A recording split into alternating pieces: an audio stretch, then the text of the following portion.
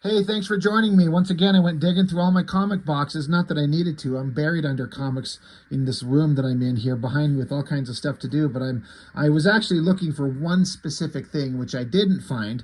But of course, in the process of looking, I found an entire long box worth of stuff that I'm like, I want to grab onto it while I've got it right here in front of me because I want to do these things soon, trying to get some variety and change things up a little bit. But as I've been going through it, I run into stuff that I forgot that existed. I've talked about how Danger Girl is one of my favorite things on the in the whole planet in terms of comic books. J. Scott Campbell made a perfect series. It was amazing. It was fun. It was some of the best art I've ever seen. Is the combination of the right artist doing the exact right kind of story with the right kind of characters the way they want to, and it was great. And it was 7 issues, and it was over in terms of books that he drew. There were some other Danger Girl spin-off things, which I have picked up and I've got set aside, but they're never as fun if J. Scott Campbell's not doing it.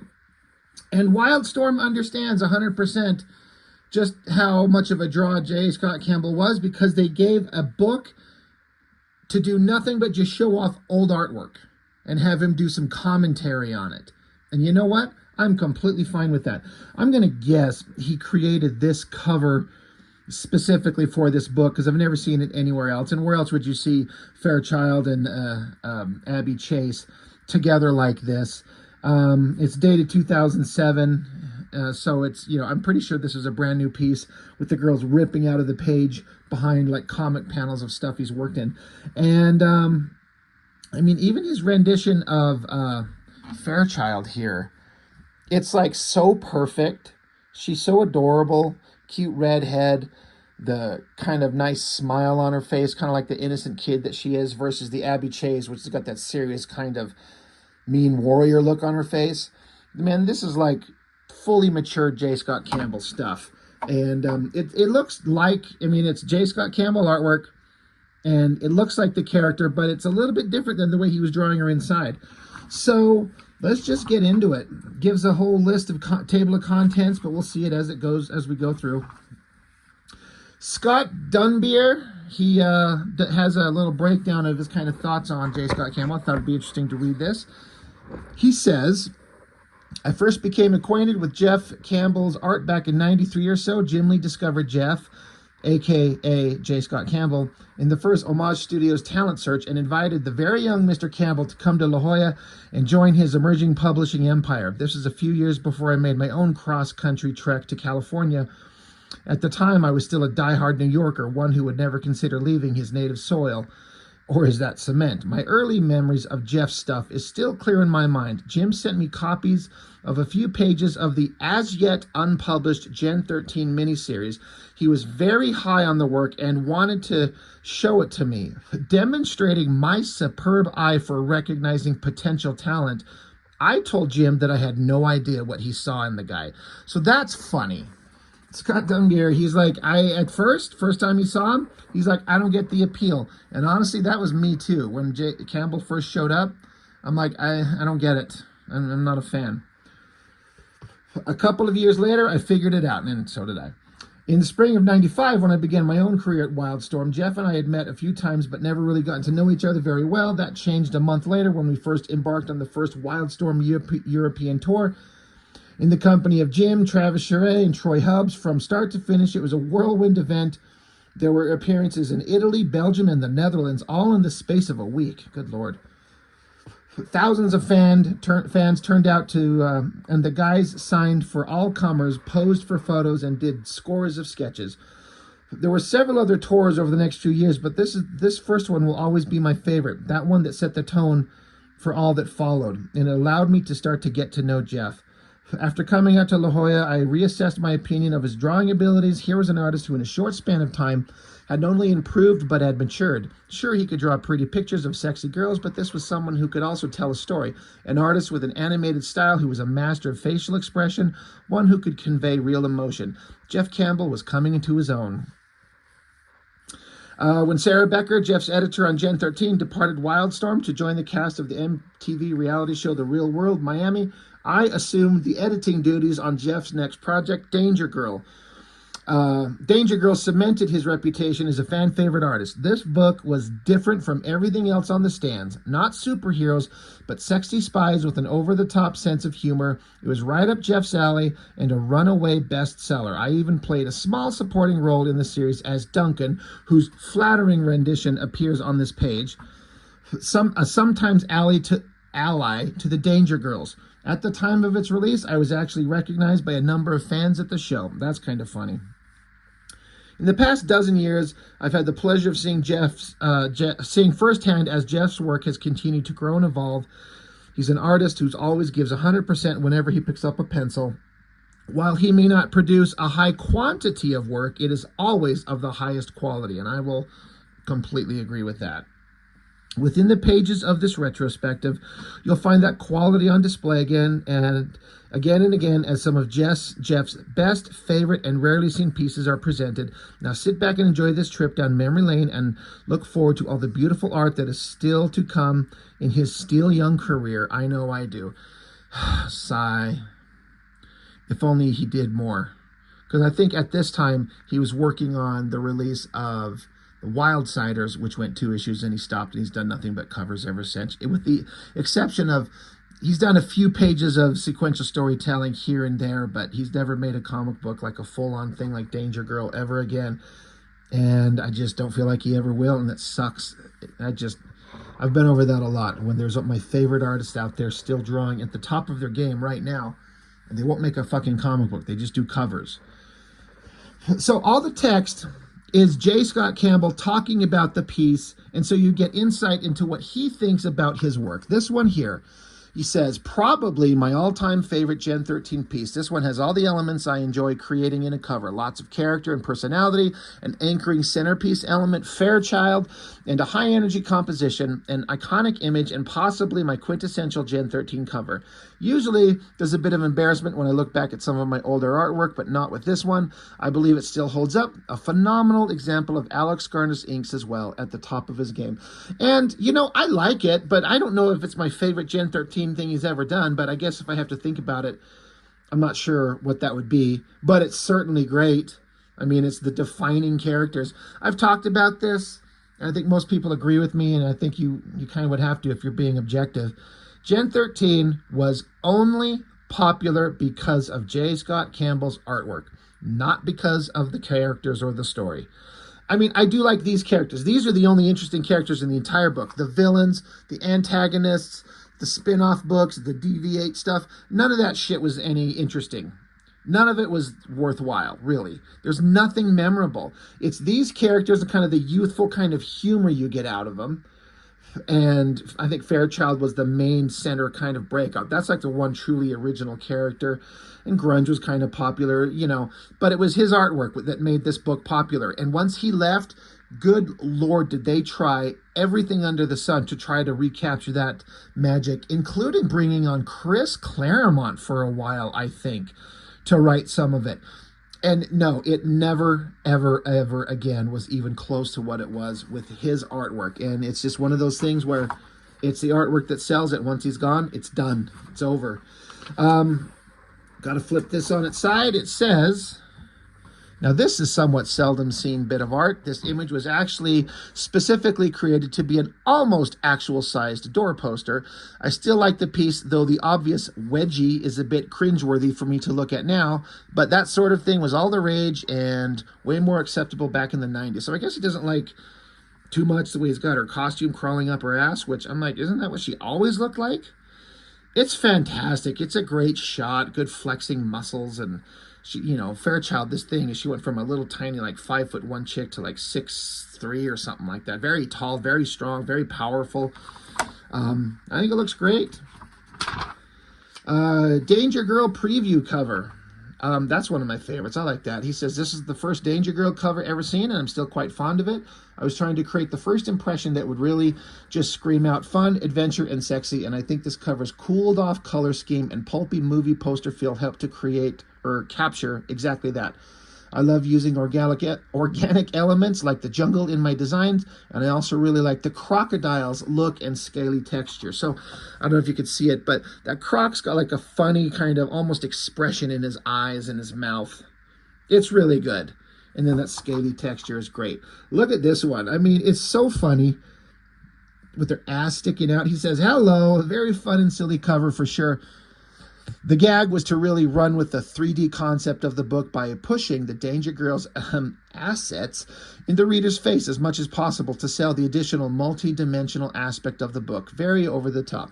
And I love that they know what they're doing. They're like, all right, it's going to be 3D, so we're going to put tits and ass in your face and make them three-dimensional. And like, we're all in on the gag.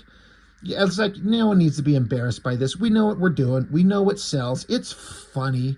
It's meant to be funny and sexy. It's not meant to be gross or exploitive in like a disgusting way. It's just lighthearted humor, and I think it's great. I've never seen the actual 3D version of this. That would be actually interesting to see. Batman Gen 13 promo. He says, okay, now this is a very rare, very, very rarely seen bit of artwork. This promo piece was created for the conceptualized but unfortunately never realized Batman Gen 13 crossover. That could have been awesome. From what I remember, it has only been ever printed once before, very small in the pages of Wizard magazine. Another fun fact for you, I mistakenly drew the traditional Batman with the gray tights. So when I wasn't available, Jim Lee had to go in and add the additional head-to-toe leathery rendering to The Dark Knight, which was his look at the time due to the popularity of the films. So that's interesting. I guess he's saying it on his actual outfit. Jim Lee had to go in and put that rendering in. So that's awesome.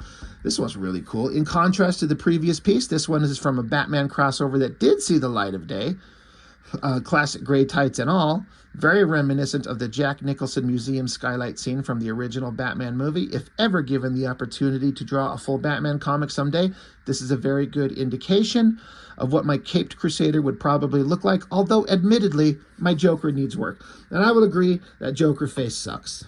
I hate the high cheekbones and the super long pointy nose and the super ridiculous giant mouth and pointy chin. I don't like a Joker made to look like a cartoon character. That's just me. That's just my kind of personal tastes. Gen 13, number 25, issue 25 cover. My swan song send-off to the world of Gen 13 that had treated me so well. I was attempting to create not only an iconic final image of the Gen 13 teens, but to create a photo album reminder of all the adventures the characters, the 5 kids that had run into during their time with me. I get a really warm and fuzzy feeling when I look at this piece. And so, you know, I've seen this before on the actual issue, but I don't remember the back cover really at all, but I do remember the front cover, and it all looks great. And I even remember he put down here, and it's funny, he puts it right between Caitlin Fairchild's legs. It says, later, kids, it's been fun. Campbell, signed 97 with Garner on inks and Chiodo and Sinclair on colors. I really like that big center shot of her. I mean, if you look at this rendition of her, it's kind of like a short body and super long legs, but it's like an animated exaggeration. That and this version of her are very different, but obviously the same character, but by the same artist. Like, I think it's 10 years difference. This is 97, this is 2007. So I like them both. I guess I'd prefer to see his modern version because it's great, but all the characters look awesome. You got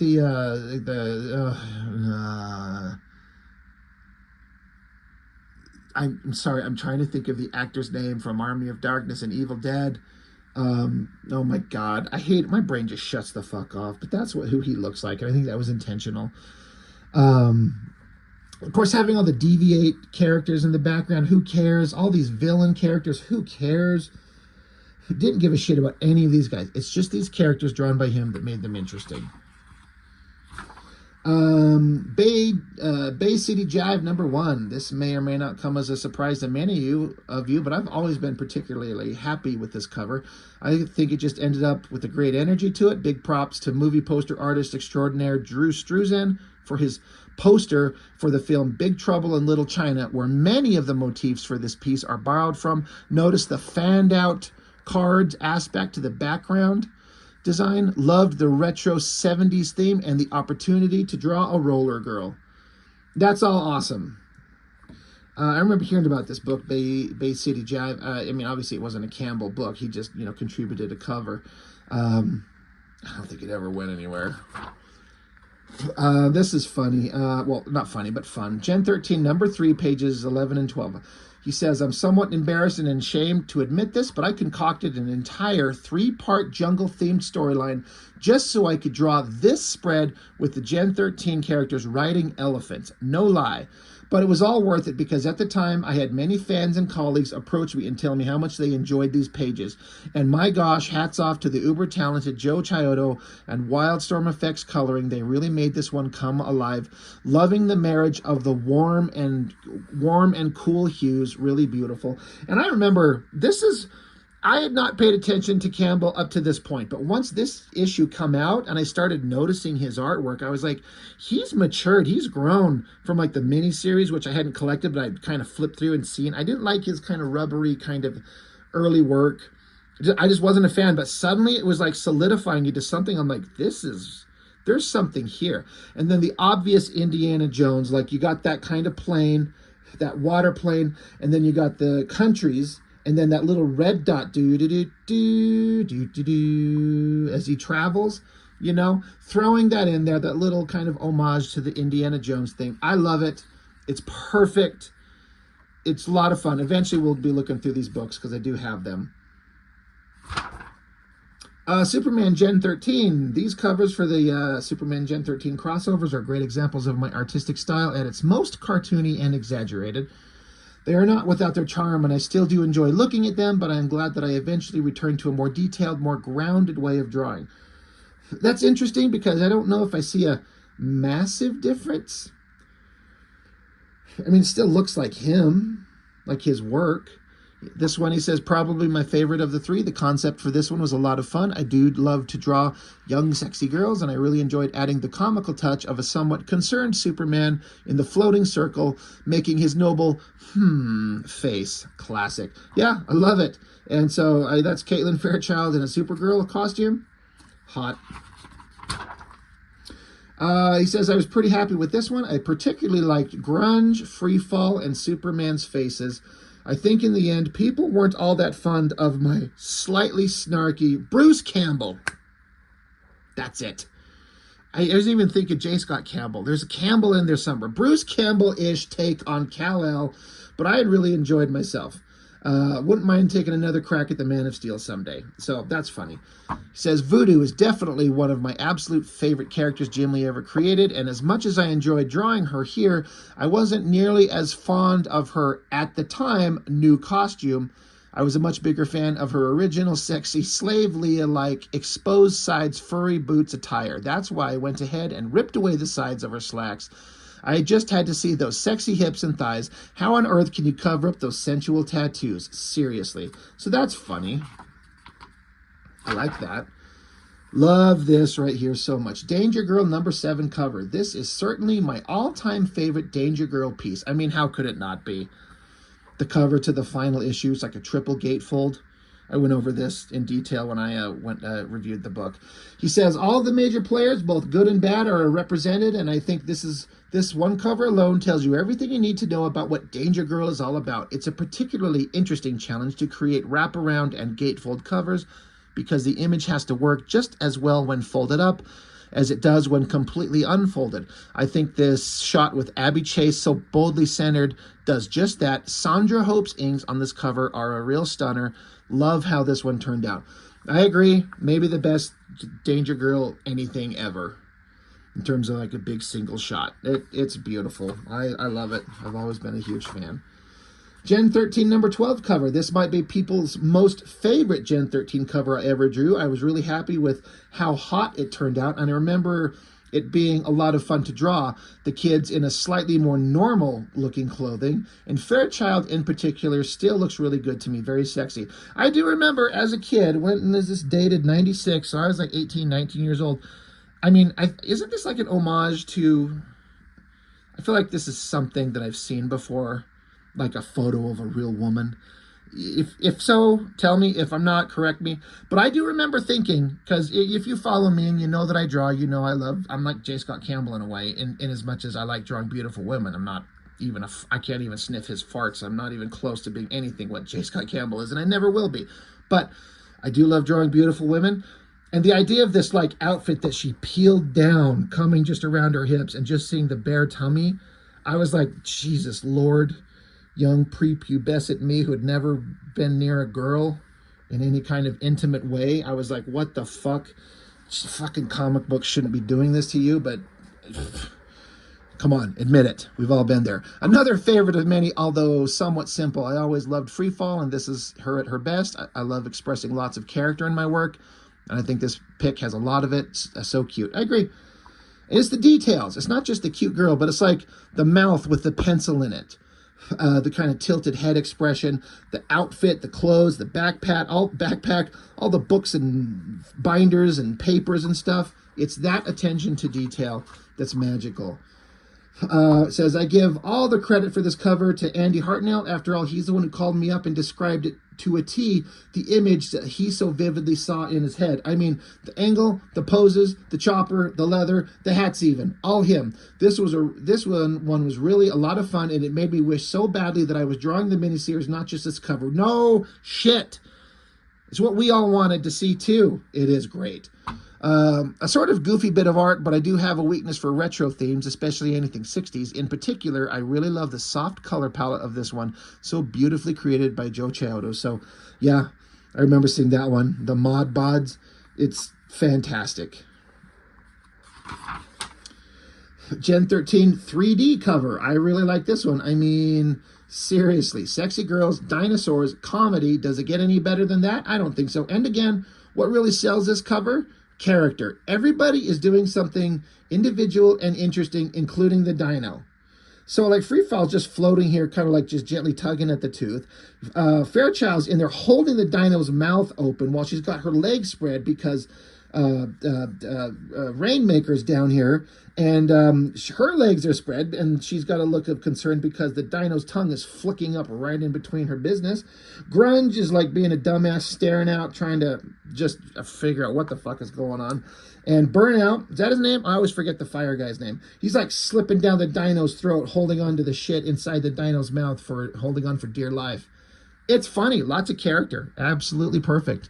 Gen Active #1 cover. I think this cover probably slipped by a lot of people, but I'm really fond of it. And Fairchild in particular, I think she turned out really hot. I love the pose, and she looks so curvaceous and lean at the same time.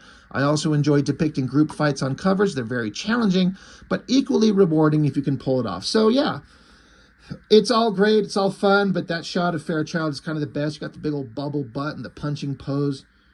Yeah. Let's see, this is dated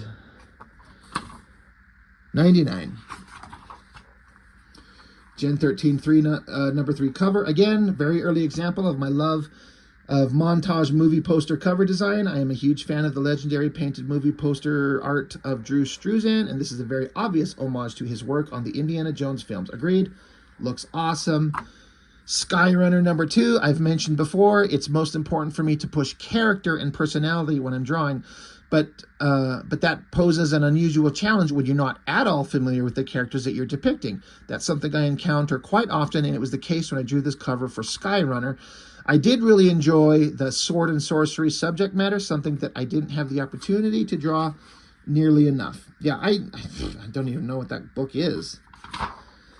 And then he goes into a detailed kind of explanation in Wildsiders, how he does a small thumbnail, blows it up, does his detailed pencils on a light box to get the final pencils, and then does another light box on top of that drawing to have the characters, and then put those holographic images over them so you could see the holographic technology that the Wildsiders characters used in the 2 issues that he did.